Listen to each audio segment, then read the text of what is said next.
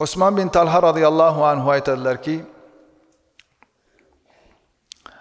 ثلاث يصفين لك ود أخيك تسلم عليها إذا لقيته وتوسع له في المجلس وتدعوه بأحب أسمائه إليه. Uchta ish borki, insonlar seni yaxshi ko'rib qoladi. Birinchisi, yo'liqqaningda salom berishing. Ikkinchisi, biror bir majlisda o'tirsang, keling deb joy berib, sal zichlashib unga joy berishing. Uchinchisi esa uni ismini chiroyli qilib aytishing, haligi insonni senga muhabbatini paydo qiladi debdilar. Haqiqatan biz yana bir karra aytamiz, shunda chiqqanimizda assalomu alaykum deb birinchi biz salom bersak, haligi inson bizga boshqacha e'tiborda bo'ladi.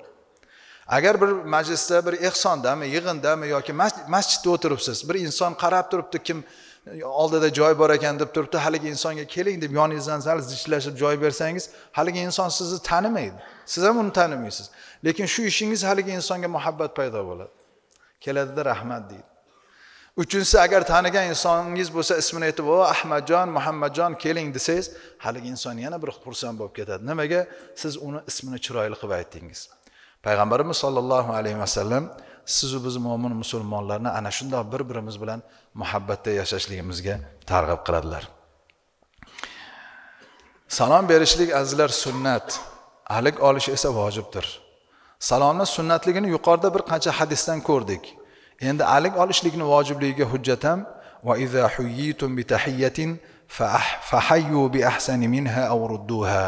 Allohning Qur'onida aytilyaptiki, agar sizlarga biror bir kishi salom bersa, sizlar ularga chiroyli qilib javob beringlar dedi. Mana shu oyat salomga alik olish vojibligiga dalolat qiladi.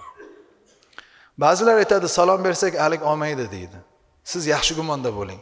Balki u sizning salomingizni eshitmagandir. Balki u insonning qulog'i og'irroqdir.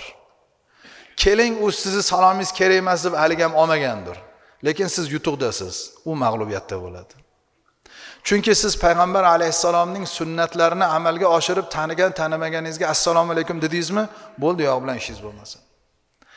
Alik olsa ana u odam vojibni amal qilib savobga erishadi, alikni olmasa bitta vojibni tark qilgan bilan gunohkor bo'lib qolaveradi.